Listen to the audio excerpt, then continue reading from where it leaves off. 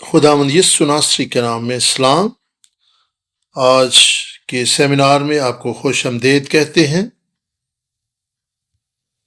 और आज हम सीखेंगे कि दाऊद के हकीकी फर्जंद कौन हैं। पहली तवारीख 3 बाब 9 से 15 आयत तक हम पढ़ेंगे। पहली तवारीख 3 बाब 9 से 15 आयत।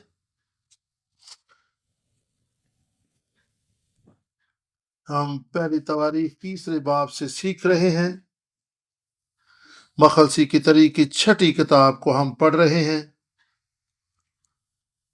और यहाँ पर इस किताब में नसब नामों का जिक्र है और दाऊद के नसब नामों को भी हम देखेंगे। ये नसब नामा जो 1040 में पैदा हो और ये ज़रुब्बाबेल का भी इसमें जिक्र है और ये यहाँ पे हम दाऊद के हकीकी फर्जंदों के बारे में सीखेंगे। और इस दौर में तारीख की किताब लिखी गई जब ये नसबनामा लिखा गया और अज़रा इन किताबों का मुसन्निफ है और बाबल की सीरी से लोग वापस आ रहे थे। तवारीख की किताब में हम बाबल के सीरी में लोगों को जाते हुए भी देख रहे हैं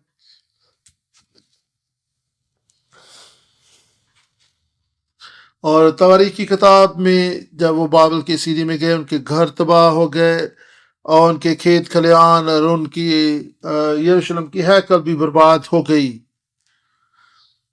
और ये किताब इसलिए लिखी गई ताकि इसराइल को बताया जाए कि देखो हम कौन लोग हैं और उनकी पहचान करवाने के लिए ये किताब लिखी गई और ये नसब नामे भी लिखे गए ताकि वो जाने और उन्हें पहचान हासिल हो। और ये नसबनामा दाऊद का नसबनामा किसको हाईलाइट करता है और देखेंगे कि ये लोग क्यों कर अहम थे और उनकी जिंदगियां उनका किरदार किस कदर अहमियत का हामिल है। दाऊद की नस्ल की अहमियत, दाऊद की नस्ल क्यों कर अहम है और खुदा ने दाऊद से अहद बांधा था इसलिए उसकी नस्ल बड़ी अहमियत की हामिल है। और ये दाऊद के साथ खुदा का अहद है। दूसरा सैमुएल 7 बाब की 12 आयत को हम पढ़ेंगे। 7 बाब की 12 आयत में हम पढ़ते हैं, और जब तेरे दिन पूरे हो जाएंगे तो अपने बाप दादा के साथ सो जाएगा तो मैं तेरे बाद तेरी नस्ल को जो तेरे सुलभ से होगी खड़ा करके उसकी सल्तनत को कायम करूंगा। वो ही मेरे नाम का एक घर बनाएगा और मैं उसकी सल्तनत का तख्त हमेशा के लिए कायम करूंगा। और ये खुदा का अहद था जो खुदा ने दाऊद से बांधा। और 17 आयत तक अगर आप पढ़ते रहें तो इस अहद में 5 मुख्तलिफ चीजें इस अहद में आपको देखने को मिलेंगी। पहली चीज, दूसरा सैमुएल 7 बाब 13 आयत कि दाऊद की नस्ल ही में से एक शख्स ने हैकल को तामीर करना था। दाऊद के दिल में था कि वो खुदा के लिए हैकल बनाए, लेकिन खुदा ने जब ये सुना तो खुदा को ये अच्छा लगा कि दाऊद को ये ख्याल आया कि वो खुदा के लिए हैकल बनाए। खुदा इससे खुशनुद हुआ। लेकिन आपको मालूम है कि दाऊद एक सिपाही था और उसके हाथों से बहुत सा खून बहा था और खुदा ने कहा कि चूंकि तेरे हाथों से बहुत खून बहा इसलिए तो हैकल तमीर ना कर पाएगा, बल्कि तेरी नस्ल से एक उठेगा जो हैकल तमीर करेगा। दूसरी बरकत, खुदा ने ये वादा किया था कि वो उसकी सल्तनत को हमेशा के लिए कायम करेगा,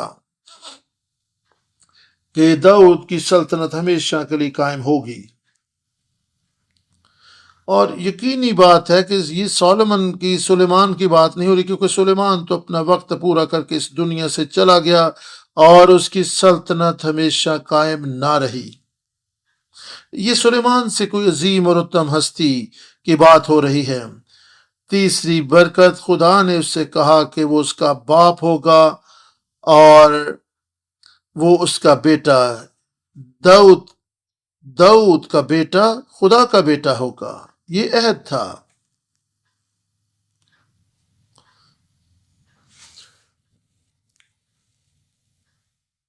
اور پھر یہ لکھا ہے دوسرا سیموئیل 7:14-15 میں کہ خدا کی شفقت جو ہے وہ اس سے کبھی جدا نہ ہوگی۔ اور آخری برکت کہ داؤد کا گھرانہ جو ہے وہ ہمیشہ قائم رہے گا۔ دوسرا سیموئیل 7:16 یہ داؤد کی نسل کون ہے جس کے تعلق سے بات ہو رہی ہے؟ داؤد کی جسمانی نسل کی بات نہیں ہو رہی، یہ جو سارے وعدے ہیں یسوع مسیح کے تعلق سے ہیں، اور داؤد کی نسل جس کا یہاں پر ذکر ہے یہ یسوع مسیح ہے۔ یسوع ہی ہے جس نے حقیقی ہیکل کو تعمیر کیا۔ یسوع کی سلطنت ہمیشہ قائم رہے گی اور اس کا گھر ہمیشہ قائم رہے گا۔ یسوع ہی کو خدا کا بیٹا کہا گیا۔ یسوع ہی داؤد کی حقیقی نسل ہے جس کا اس عہد میں ذکر ہے۔ یہ یسوع سے بھی بڑھ کر یسوع کے علاوہ بھی کسی نسل کا ذکر ہو رہا ہے، اور وہ نسل ہم ہیں۔ غلطیوں 5:26 جو مسیح یسوع پر ایمان لاتے ہیں وہ خدا کے فرزند ہیں، وہ ایمان سے ابراہیم کے فرزند ٹھہرتے ہیں۔ یسوع مسیح پر ایمان رکھنے والے داؤد کی حقیقی نسل ہیں۔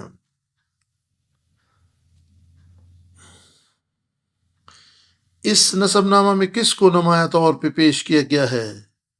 اگر آپ اس نسب نامہ کو دیکھیں یہ داؤد سے شروع ہوتا ہے، اور یہاں پر اس کے تمام بیٹوں کا یہاں پر ذکر کیا گیا ہے،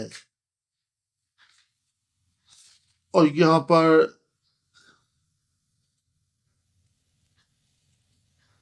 اور تمام بیٹوں کا ذکر ہے، اور سلیمان کا بھی یہاں پہ اس میں ذکر کیا گیا ہے، داؤد سے سلیمان،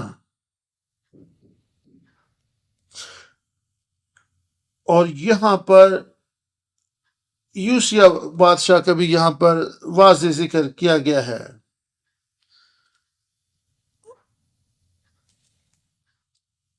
اور یوسیہ کا جب ذکر آتا ہے تو تمام بیٹوں کا ذکر ہے، جبکہ دوسرے تمام بیٹوں کا آگے ذکر نہیں ہے، لیکن یوسیہ کا جب ذکر آتا ہے داؤد کے بیٹے کا تو اس کے سارے بیٹوں کا ذکر ہے، اور یہاں پر ہمیں یکونیہ کا ذکر بھی ملتا ہے، اور ان یوسیہ کے تمام بیٹوں میں یکونیہ کو نمایاں طور پر پیش کیا گیا ہے،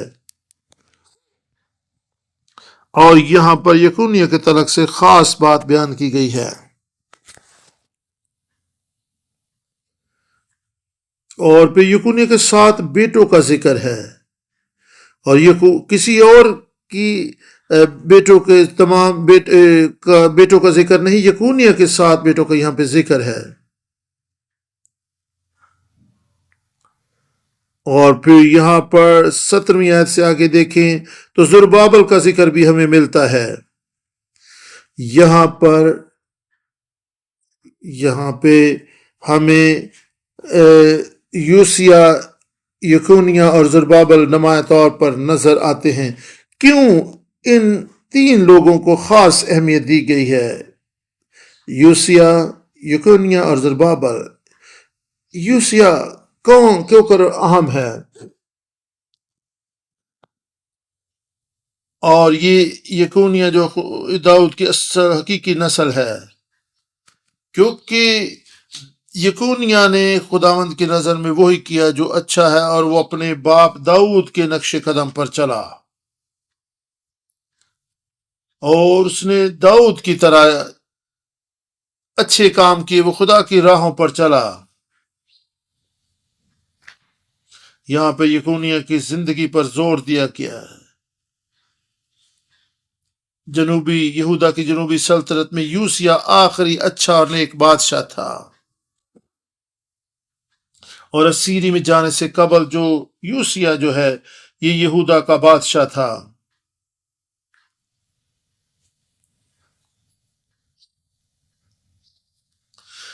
یوسیہ سے پہلے وہ شریعت کی کتاب کو کھو چکے تھے، بائبل مقدس وہ گم کر چکے تھے۔ بادشاہوں کے پاس، کاہنوں کے پاس اپنی بائبل مقدس ہوتی تھی، ان کے پاس شریعت لکھی ہوئی تھی، لیکن وہ اس کو گم کر چکے تھے اور کسی نے بھی اس کو تلاش کرنے کی زحمت نہیں کی تھی۔ یہ ان کی روحانی حالت تھی یوسیہ سے پہلے۔ اس کا مطلب یہ کہ کوئی بھی بائبل مقدس کو نہیں پڑھ رہا تھا، انہیں پتہ ہی نہیں تھا کہ کہاں پہ ہے۔ کس قدر بری صورتحال ہمیں دیکھنے کو ملتی ہے۔ یوسیہ کے دور میں ہیکل کی تعمیر کے دوران انہوں نے شریعت کو تلاش کر لیا، شریعت کی کتاب انہیں مل گئی۔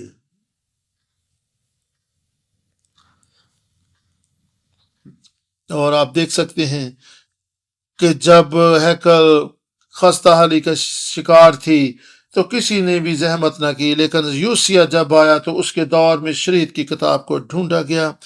وہاں پر انہیں، جب وہ ہیکل کی مرمت کر رہے تھے، صفائی ستھرائی کا کام جاری تھا، لاوی وہاں پر کام میں مشغول تھے، انہیں ہیکل سے شریعت کی کتاب مل گئی، اور یہ یوسیہ کے دور میں ہوا۔ یوسیہ کے دور میں اس کا رد عمل کیا تھا؟ دوسری تواریخ میں ہم 34ویں باب کو اگر دیکھیں، دوسری تواریخ 34واں باب اگر دیکھیں تو وہاں پر یہ لکھا ہے، میں آپ کے لیے یہ حوالہ پڑھنا چاہوں گا۔ 34ویں باب کی 18 اور 19 آیت کو میں آپ کے سامنے پڑھتا ہوں۔ پھر صافن منشی نے بادشاہ سے کہا کہ خلقیہ کاہن نے مجھے یہ کتاب دی ہے، اور صافن نے اس میں سے بادشاہ کے ضرور پڑھا، اور ایسا ہو کہ جب بادشاہ نے توریت کی باتیں سنی تو اپنے کپڑے پھاڑے۔ پھر بادشاہ نے خلقیہ اور اخیکام بن صافن اور عبدون بن میکا اور صافن منشی اور بادشاہ کے نوکر عصایہ کو یہ حکم دی کہ جاؤ اور میری طرف سے ان لوگوں کی طرف سے جو اسرائیل اور یہودا میں باقی رہ گئے اس کتاب کی باتوں کے حق میں جو ملی ہیں خداوند سے پوچھو کہ خداوند کا قہر جو ہم پر نازل ہوا ہے بڑا ہے، اس لیے کہ ہمارے باپ دادا نے خداوند کے کلام کو نہیں مانا۔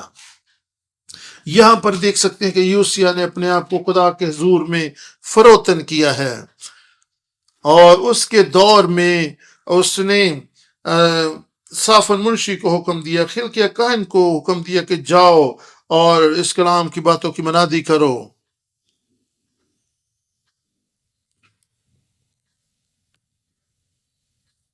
اکیسویں آیت میں کہ جاؤ اور میری طرف سے ان لوگوں کی طرف سے جو اسرائیل اور یہودا میں باقی رہ گئے اس کتاب کی باتوں کے حق میں جو ملی ہے خداوند سے پوچھو، کہ کیونکہ خداوند کا قہر جو ہم پر نازل ہوا ہے بڑا ہے، اس لیے کہ ہمارے باپ دادا نے خداوند کے کلام کو نہیں مانا۔ جنوبی سلطنت کا یہ آخری اچھا بادشاہ تھا، اور دوسری طرف بابل اس پر حملہ آور ہونے کے لیے بلا آ رہا ہے، اور یوسیہ کا رد عمل، طرز عمل آپ دیکھ سکتے ہیں کہ وہ خدا کی نظر میں جو اچھا تھا وہی کر رہا تھا، اور وہ چاہتا تھا کہ ہم بطور قوم توبہ کریں، کیونکہ وہ جانتا تھا کہ ہمارے آباء و اجداد کی ناپاکیوں اور گناہوں کی وجہ سے یہ حالات ہم پر آئے ہیں کہ ہم غیر قوموں کے ہاتھوں دکھ اٹھا رہے ہیں، اور اب ہم اسیری میں بھی جانے والے ہیں۔ مصیبت ٹوٹی ہوئی تھی اور یہ دکھ اور تکلیف اور پریشانی کا دور تھا، لیکن یوسیہ خدا ان کے ساتھ لپٹا رہا۔ اگر آپ جانتے نہیں اپنی زندگی کے حالات و واقعات کو یہ کس سبب سے ہیں تو پھر آپ توبہ بھی نہیں کر پائیں گے۔ حقیقی توبہ کے لیے یہ جاننا اور اس بات کا احساس کرنا ضروری ہے کہ یہ حالات و واقعات آپ کی زندگی میں کیوں آئے ہیں۔ یوسیہ جانتا تھا کہ یہ سب کچھ کیوں ہو رہا ہے۔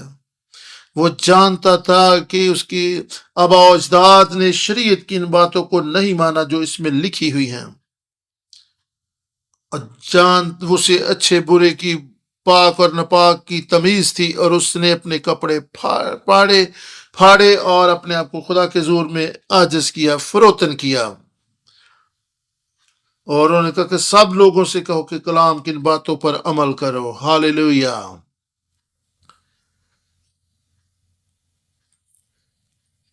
اور یوسیہ نے اپنی قوم کی طرف سے حقیقی طور پر توبہ کی۔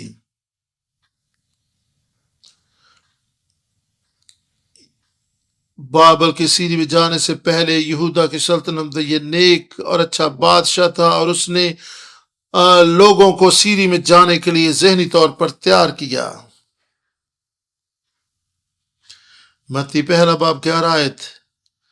اور یوسیہ سے یکونیہ پیدا ہوا اور اس کے بھائی پیدا ہوئے، اور یہ بابل کی اسیری کے جانے کے وقت ہوا۔ یوسیہ یکونیہ کا دادا تھا۔ یوسیہ سے یکونیہ پیدا ہوا، یہاں پہ روحانی اصطلاح ہے۔ یوسیہ نے لوگوں کو روحانی طور پر تیار کیا۔ یوسیہ کو شریعت کی کتاب مل گئی، اس نے لوگوں سے خدا کی شریعت کی، خدا کے کلام کی پیروی کروائی، اور لوگوں میں کلام کی منادی کروائی، تاکہ جب وہ سیری میں جائیں تو وہ خداوند اپنے خدا سے لپٹے رہیں۔ اگرچہ ہیکل تباہ ہو چکی تھی، اس نے لوگوں کے ہاتھوں میں شریعت کی کتاب دی تاکہ وہ سیری میں جائیں تو خدا کے کلام کو اپنے ساتھ لے جائیں، تاکہ وہ بابل میں بھی خدا کے کلام پر عمل پیرا ہوں۔ خدا نے یوسیہ کو استعمال کیا تاکہ لوگوں کو تیار کرے۔ یہ ان کے لیے روحانی باپ تھا۔ اس کی زندگی دوسروں پر اثر انداز ہوئی، اس کا طرز عمل دوسروں کے لیے باعث برکت ہوا۔ یوسیہ کے دور میں دانیل اور حزقیل اور یکونیہ جیسے لوگ تھے، ان کی زندگیوں پر یوسیہ کی زندگی کا اثر تھا۔ یوسیہ جو تھا یکونیہ، دانیل اور حزقیل کے لیے ایک روحانی باپ تھا۔ پہلا کرنتھیوں 4 باب 15 آیت۔ اور پہلا کرنتھیوں میں پولس رسول بیان کرتا کہ اگرچہ تمہارے کئی ایک استاد ہوں، لیکن مسیح یسوع میں تمہارا روحانی باپ بنا، کیونکہ میرے وسیلہ سے انجیل تم تک پہنچی۔ پہلا کرنتھیوں 4 باب، آپ بعد میں بھی اس کو پڑھ سکتے ہیں۔ یہاں پر پولس کہہ رہا کہ میں روحانی باپ بنا، اور اس طرح یوسیہ جو تھا وہ یکونیہ، حزقیل، دانیل کا روحانی باپ تھا۔ خدا نے اس بڑے عظیم کام اور اس بڑے اہم کام کے لیے اسے کو تیار کیا، اور خدا آج ہمارے لیے بھی تیار کرتا۔ آج ہم سیکھ رہے ہیں، اور ہماری ذمہ داری کی مصیبتوں کا دور شروع ہونے سے پہلے لوگوں کو تیار کریں، انہیں مضبوط کریں، کلام کی تعلیم دیں، اور ہم خدا کے لوگوں کو تیار کریں تاکہ آنے والے مصیبت کے دور کے لیے وہ تیار ہو سکیں۔ آپ جو اس سیمینارز کے وسیلہ سے کلام سیکھ رہے ہیں، آپ سیمنری سے تعلیم یافتہ ہیں، اور اخیر زمانہ جب قریب آ رہا ہے تو اپنے آپ کو تیار کریں، ہوشیار اور بیدار کریں، اور دوسروں کو آپ آنے والے وقت کے لیے تیار کریں۔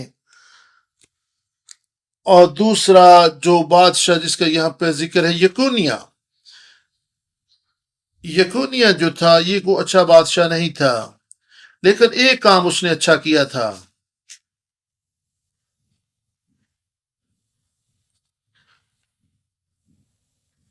اور اس نے یرمیہ کی بات مان کر بابل کی سیری میں جانے کے لیے اپنے آپ کو سرنڈر کر دیا تھا۔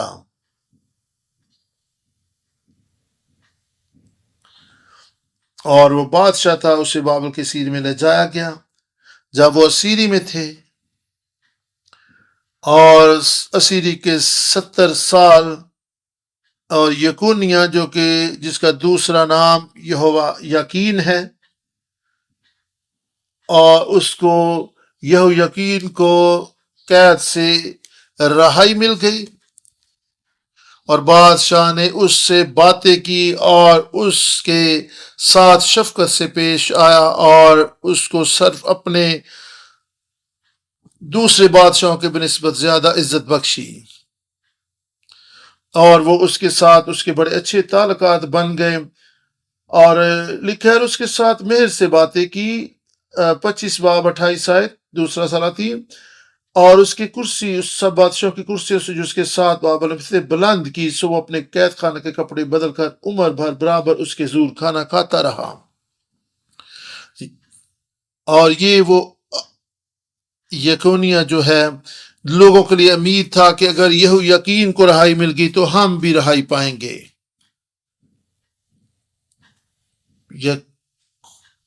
ممکن ہے کہ جب یقینیہ قید خانہ میں تھا تو اس نے توبہ کی اور خدا نے اس کو عزت بخشی، اور اس لیے خدا نے اسے قید سے رہائی دی اور اسے عزت اور سرفرازی عطا کی۔ اور داؤد کی زندگی کا ایک اہم وصف یہ کہ وہ توبہ کرنے والا شخص تھا جو خدا کی حضوری میں اپنے گناہوں کو مانتا تھا۔ توبہ جو ہے خدا کے فرزند بننے کے لیے اہم بات ہے۔ گناہ خدا سے جدا کرتا ہے، توبہ جو اس گناہ کو دور کر دیتی ہے۔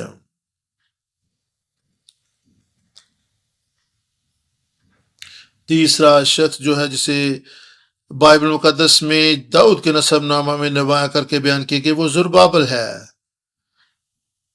اور بابل کے سیری سے واپس آنے لوگوں میں یہ قائد تھا، اور یہ خدا یسوع مسیح کی عکاسی ہے۔ اور زربابل کا مطلب ہے بابل میں پیدا ہونے والا، اور یہ آنے والے مسیح کی تصویر ہے۔ خداوند یسوع مسیح جو اس دنیا میں میری اور آپ کی طرح عام شخص بن کر پیدا ہوا، بابل اس دنیا کو پیش کرتی ہے، اور خداوند یسوع مسیح بابل یعنی اس دنیا میں پیدا ہوا جو گناہ سے بھری ہے لیکن وہ بے گناہ تھا۔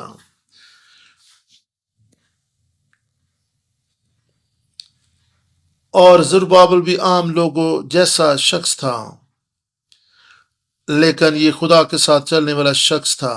یہ آنے والے مسیح کی تصویر ہے۔ جب زربابل بابل کی سلسلوں کو واپس لایا تو اس کا مقصد کیا تھا؟ عزرا پہلا باب 3 آیت میں ہم پڑھتے ہیں، اور خدا کے کلام میں ہم دیکھتے ہیں کہ عزرا اپنے لوگوں کو واپس لے کر آیا، اور ان کا مقصد یہی تھا کہ وہ خدا کے گھر کو دوبارہ سے تیار کریں۔ عزرا پہلا باب 3 آیت، یہ تھا مقصد کہ وہ خداوند کی ہیکل کو پھر سے تیار کر سکیں، اور یہی داؤد کی حقیقی نسل ہیں، کیونکہ اس کے دل میں یہ خواہش تھی، داؤد کے دل میں یہ خواہش تھی کہ وہ خدا کی ہیکل کو بنائے۔ اور پھر وہ لوگ جو واپس آئے اور جن کے دل کو خدا نے بھارا، اور وہ خدا کے گھر کو جو یروشلم میں تھا بنانے کے لیے قبر بستہ ہوئے، یہ داؤد کی حقیقی نسل ہے۔ خدا کے روح نے ان کے دلوں کو تیار کیا تاکہ وہ خدا کے لیے گھر بنا سکیں۔ ایسے ہی لوگ جو خدا کے لیے کام کرتے ہیں خدا کے حقیقی فرزند ہیں۔ ان داؤد کی اس نسب نامہ سے تینوں شخصیات سے ہمیں مخلصی کی تاریخ میں سے کیا سبق سیکھنے کو ملتا ہے؟ یہ وہ لوگ جو ہیں جو اسیری سے واپس آئے اور مشکلات اور دکھوں سے گزر رہے تھے، اور ہم اس دنیا میں جو زندگی گزارتے ہیں، سادہ زندگی گزارتے ہیں، ہمیں ایسی مشکلات کا سامنا نہیں ہے۔ ہم جو مسیح یسوع کو قبول کرتے ہیں، کھاتے پیتے ہیں، مزے اڑاتے ہیں، ہمارے پاس ضروریات زندگی ہیں، ہماری زندگی ایسی مشکلات سے نہیں گزرتی جس طرح کے پرانے عہد نامہ میں ہم خدا کے لوگوں کو دیکھتے ہیں کہ وہ دکھ و مصیبتوں سے گزرے لیکن وہ قائم رہے۔ داؤد کا عہد یہ بیان کرتا ہے، اور خدا داؤد کا باپ ہوگا اور وہ اس کا بیٹا ہوگا۔ خداوند نے کہا میں دستبردار نہیں ہوں گا، میں ان کے ساتھ رہوں گا، لیکن اگر وہ نافرمانی کریں گے تو میں ان کو تنبیہ کروں گا۔ اور خداوند ہمارا باپ ہے، وہ ہمارے ساتھ ہے، لیکن جب ہم اس کی نافرمانی کرتے ہیں، گمراہی کی راہ پر جاتے ہیں، وہ ہماری تنبیہ کرتا ہے۔ اور لیکن جو لوگ اس دنیا میں ہیں وہ خدا کی راہ پر نہیں چلتے، خدا ان کو ان کے حال پہ چھوڑ دیتا ہے۔ اگر آپ کچھ کرنا چاہتے ہیں تو اپنے خداوند سے تنبیہ پائیں اور درست راہ پر واپس آئیں، توبہ کریں، خداوند آپ کو بحال کرے گا۔ داؤد کی نسل ہی کو وہ اپنے حقیقی فرزند قرار دیتا ہے۔ یہ وہ وعدہ ہے جو خدا نے اپنے لوگوں سے کیا۔ خدا گناہ کے ساتھ نہیں رہ سکتا، خدا ہمارے ساتھ رہنا چاہتا ہے۔ آپ دیکھیں، خدا گناہ کے ساتھ نہیں رہ سکتا، خدا ہمارے ساتھ رہنا چاہتا ہے، اس لیے ہمیں ہماری زندگی میں جو گناہ ہے اس کو ہم دور کریں۔ ضرورت ہے کہ ہم اس گناہ کو اپنی زندگی سے دور کریں، اور ضرور ہے کہ ہم خدا کی تنبیہ کو پائیں اور ہم درست راہ پر آ جائیں۔ اور یہی وہ وعدہ تھا جو خدا نے داؤد سے کیا تھا۔ ہمیں شکر گزار ہونا چاہیے کہ خدا ہمیں سکھا رہا ہے۔ دوسرا کرنتھیوں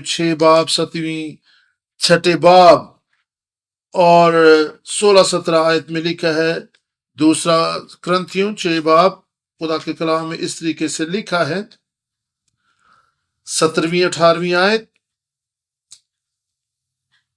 اس واسطے خدا فرماتے ان میں سے نکل کر الگ رہو اور ناپاک چیز کو نہ چھو، تو میں تم کو قبول کر لوں گا اور تمہارا باپ ہوں گا اور تم میرے بیٹے بیٹیاں ہوں گے۔ یہ وہی الفاظ ہیں جو خدا نے داؤد کے ساتھ باتیں کرتے ہوئے استعمال کیے کہ میں اس کا باپ ہوں گا اور وہ میرا بیٹا ہوگا۔ اور اس لیے ضرور ہے کہ ہم اپنے آپ کو اس دنیا سے، گناہ سے الگ کریں، اور اسی بات کو مکاشفہ 18 باب اور 4 آیت میں بیان کیا گیا۔ ہر خدا کے کلام میں ہم پڑھتے ہیں 4 آیت 18 باب، پھر میں نے آسمان میں سے کسی اور کو یہ کہتے سنا کہ آئے میری امت کے لوگوں، اس میں سے نکل آؤ تاکہ تم اس کے گناہ میں شریک نہ ہو اور اس کی آفتوں میں سے کوئی تم پر نہ آئے۔ کیا ہم ایک پاؤں دنیا میں رکھ کر زندگی بسر کر رہے ہیں یا پورے طور پر اس دنیا سے الگ ہو چکے ہیں؟ کیا ہم اتوار کو عبادت کرتے ہیں اور سوموار کو پھر دنیا میں کھو جاتے ہیں، اور پھر ہم کچھ وقت جو اتوار کا وقت عبادت میں گزارتے ہیں اور پھر تو ہم خدا کو بھول جاتے ہیں؟ دوسرے ساری وقت جو ہے ہم دنیا اور اس کی چیزوں میں اور دنیا کی چیزوں کی محبت میں کھوئے رہتے ہیں، انٹرنیٹ اور دوسری چیزوں میں مگر مصروف رہتے ہیں، اور خدا ان چیزوں کو ہماری زندگی میں پسند نہیں کرتا جو ہمیں اس سے دور لے جاتی ہیں۔ یعقوب 1 باب 18 آیت میں لکھا ہے، اور خدا کے کلام میں لکھا کہ اس نے یعقوب 1 باب 18 آیت کو اگر آپ پڑھیں تو وہاں پر ہم دیکھتے ہیں، یعقوب 1 باب 18ویں آیت میں خدا کے کلام میں لکھا ہے، اس نے اپنی مرضی سے ہمیں کلام حق کے وسیلہ سے پیدا کیا تاکہ اس کی مخلوقات میں سے ہم ایک طرح کے پہلے پھل ہوں۔ دوسرا سیموئیل 7 باب 14 اور 15 آیت میں ہم یہاں پر اس طرح سے پڑھتے ہیں، 7 باب، دوسرا سیموئیل 7 باب اور 14 اور 15 آیت بیان کرتی ہے، 7 باب اور 14-15 آیت میں اس طرح سے لکھا ہے، 14 اور 15 آیت بیان کرتی ہے، اور میں اس کا باپ ہوں گا اور وہ میرا بیٹا ہوگا، اگر وہ خطا کرے تو میں اسے آدمیوں کی لاٹھی اور اپنی بنی آدم کے تازیان سے تنبیہ کروں گا۔ مصیبت کا دور شروع ہونے والا ہے اور ضرور ہے کہ ہم تنبیہ پائیں، اور وقت آ گیا ہے کہ جب مصیبت آئے گی تو وہاں پر خدا کے کلام کی منادی نہیں ہوگی، اور ہم اس وقت یسایہ کی کتاب میں سے آپ حوالہ دے سکتے ہیں، اور پھر امثال 6 باب 6 سے 8 آیت میں لکھا ہے کہ وہاں پہ ہمیں سکھایا گیا کہ چونٹی کے پاس اگر ہم جائیں، اگر ہم سست ہیں، چونٹی کے پاس جا کر ہم حکمت اور دانائی حاصل کر سکتے ہیں۔ اور یہاں پر دیکھیں کہ چونٹی کی مثال دی گئی ہے۔ ہاں، خدا ہمیں سکھا رہا ہے کہ ہم سستی اور کاہلی کو چھوڑیں۔ بائبل مقدس میں خدا کے کلام میں 6 باب 6 سے 8 آیت میں لکھا ہے، خدا کا کلام بیان کرتا ہے یہاں پر کہ ہمیں چیونٹی سے بھی سیکھنا ہے۔ سردیوں میں چیونٹی جو ہے وہ باہر نہیں نکل سکتی، اس لیے وہ گرمیوں کے موسم میں اپنی خورش جمع کر لیتی ہے، اور یہ گرمیوں کا موسم اس کے لیے ایک فضل کے دور کو بیان کرتا ہے، اور سردیوں کا موسم اس کے لیے ایک تکلیف کا دور اور دکھ کا دور ہے۔ اور ہمیں کیا کرنا ہے؟ ہمیں فضل کے دور میں جو ہمیں وقت ملا ہے اس میں خدا کے فضل کو ہم نے جاننا اور سیکھنا اور سمجھنا ہے کرتا ہے۔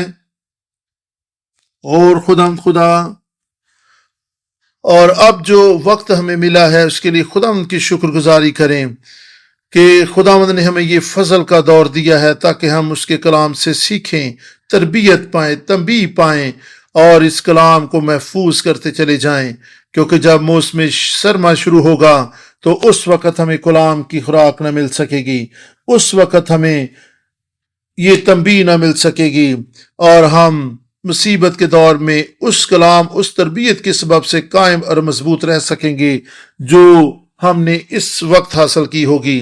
ان سیمینارز کے لیے خدا ان کی شکر گزاری کریں، اس وقت کے لیے خدا ان کی شکر گزاری کریں کہ خداوند نے ہمیں یہ وقت، یہ فضل دیا تاکہ ہم داؤد کے حقیقی فرزندوں کے بارے میں سیکھ سکیں اور دیکھیں کہ آیا ہم واقعی داؤد کے فرزندوں کی طرح حقیقی طور پر خدا کے فرزند ہیں، اس کے خادم ہیں، اس کے لوگ ہیں۔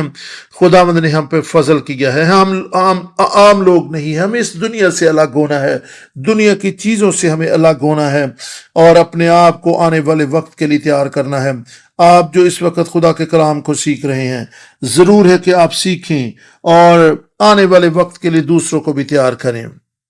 یکنیہ کو جب شریعت کی کتاب مل گئی تو اس نے اپنے لوگوں کو وہ کتاب، شریعت کی کتاب بتائی، دکھائی اور ان کے ہاتھوں میں دی، اور کاہنوں کو حکم دیا کہ وہ لوگوں کی تربیت کریں۔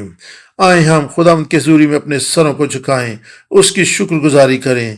خداوند آسمانی باپ، ہم تیری شکر گزاری کرتے ہیں اس وقت کے لیے، اس فضل کے لیے جو تو نے ہمیں دیا تاکہ ہم تیرے کلام کو سیکھ سکیں۔